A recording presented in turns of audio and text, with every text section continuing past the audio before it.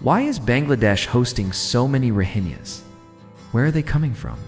What made them flee their homeland? And how did they end up in Bangladesh?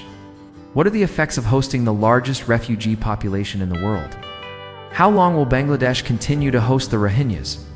Can the international community help Bangladesh in any way? These are some of the questions that will be answered in today's episode. Welcome to the channel. Current Rohingya crisis has its roots in the Rakhine state of Myanmar. To understand the current crisis, it is important to take a look at the history of the Rohingya people. There have been Muslim communities living in the area of modern-day Myanmar since the 8th century. According to oral histories and some academic sources, the ancestors of the Rohingya came to Myanmar via two routes. First, they migrated from what is now southern Iran and Iraq through what is now Thailand and Malaysia. Second, some came directly from India during the 7th and 8th centuries.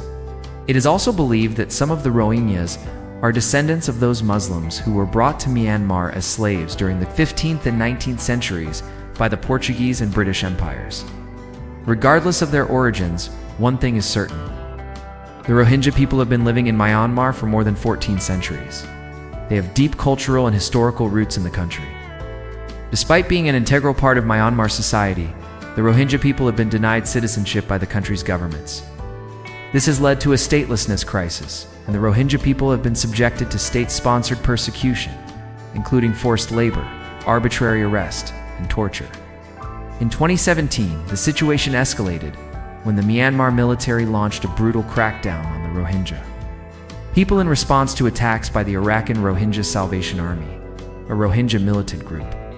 As a result, hundreds of thousands of Rohingya people fled to neighboring Bangladesh, joining an estimated 300,000 others who had already escaped previous waves of violence. Since then, Bangladesh has been hosting the largest refugee population in the world, with over 1.2 million Rohingya refugees currently living in Cox's Bazar alone. But why is it only the Rohingya who are fleeing to Bangladesh? Why not the other ethnic minorities in Myanmar? Well, it's because the Rohingya are arguably the most vulnerable group in Myanmar. They have been historically marginalized and stigmatized as foreigners, which has made them easy targets for exploitation and abuse. Additionally, the Rohingya are predominantly Muslim, which has made them even more vulnerable due to the rise of Buddhist nationalism in recent years. This persecution has forced the Rohingya to flee their homes in search of safety and refuge in neighboring countries such as Bangladesh and Malaysia. Bangladesh, being a Muslim-majority country and having a long tradition of hospitality towards refugees, has welcomed the Rohingya with open arms. However, the sudden influx of so many refugees has put a strain on Bangladesh's resources. The government is struggling to provide food, water, and other essential supplies to the refugees. Moreover, the presence of the Rohingya has also sparked tensions with the local population in Cox's Bazar, leading to incidents of violence and instability. Hosting the world's largest refugee population has had a profound impact on Bangladesh in various ways. Firstly, the large number of Rohingya refugees has put a significant strain on Bangladesh's economy. Providing basic services such as healthcare, education, and food security for such a large population requires substantial resources. Diverting funds that could be used for development projects and poverty reduction initiatives. The influx of refugees has also impacted the environment in Cox's Bazar. With limited resources, it has become challenging to manage waste disposal and sanitation effectively, leading to environmental degradation and health hazards. Additionally, the pressure on land resources has increased due to the need to accommodate the Rohingya, affecting local livelihoods and resource availability. Furthermore, the prolonged stay of the Rohingya in Bangladesh has raised concerns about integration and social cohesion. While Bangladesh has generally been a tolerant and inclusive society, the large-scale settlement of refugees from a different culture and religion has the potential to create social tensions and divisions. There are instances of tension between the local population and the Rohingya, which can undermine social harmony and stability. It is not just the economy, environment, and society that have been affected by the Rohingya crisis, but also the security situation in Bangladesh. The presence of the Rohingya has created opportunities for criminal activities, such as human trafficking and drug smuggling. The porous border between Bangladesh and Myanmar allows for the easy movement of people and goods, making it a vulnerable point for illegal activities. Moreover, the security situation in Rakhine State, where many of the Rohingya come from, is still volatile. There have been ongoing conflicts and tensions in the region which spill over into Bangladesh, creating security risks. While the impact of the Rohingya crisis on Bangladesh is significant, it is important to acknowledge the humanitarian aspect of the issue.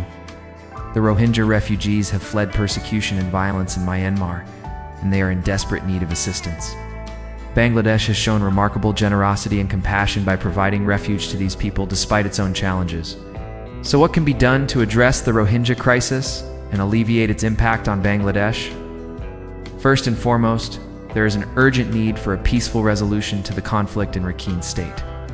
This requires dialogue and reconciliation between the Myanmar government and the Rohingya community to address the root causes of the crisis.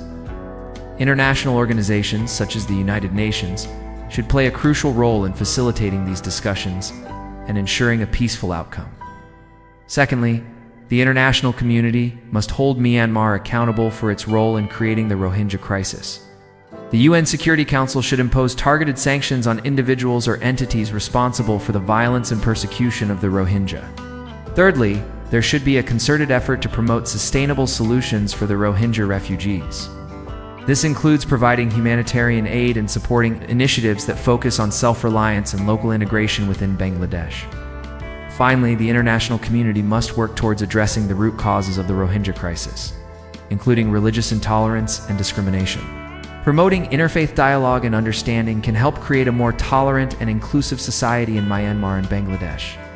In conclusion, the Rohingya crisis is a complex and multifaceted issue with deep historical roots in Myanmar.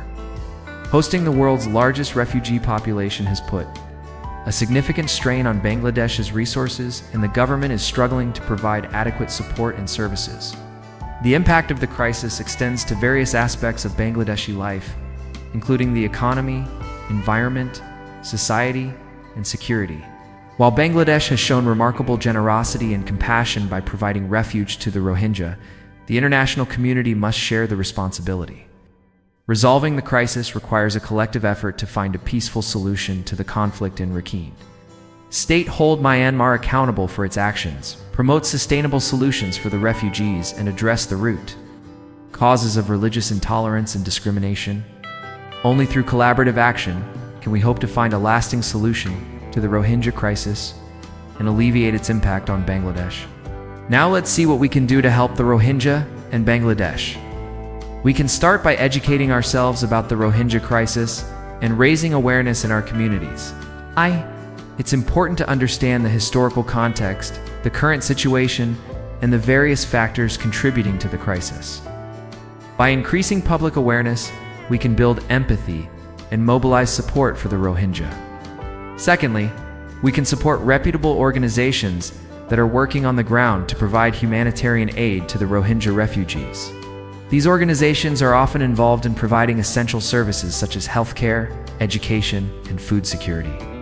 By donating to these organizations, we can help alleviate the suffering of the Rohingya and support their basic needs. Thirdly, we can engage with our elected officials and policymakers to urge them to take action on the Rohingya crisis. This can involve contacting our representatives, participating in advocacy campaigns, or supporting initiatives that promote a peaceful resolution to the conflict. Fourthly, we can promote intercultural dialogue and understanding within our own communities. By engaging with people from different cultures and religions, we can challenge stereotypes, foster empathy, and build bridges of understanding. This can help create a more tolerant and inclusive society that values diversity and respects human rights.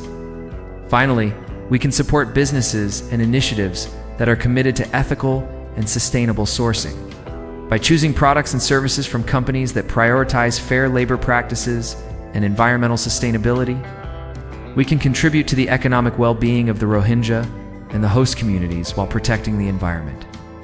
We hope you enjoyed today's video. If you did, please hit the like button and subscribe to our channel for more insightful content. Your support helps us continue producing quality videos on important global issues. Thanks for watching, and we'll see you in the next video.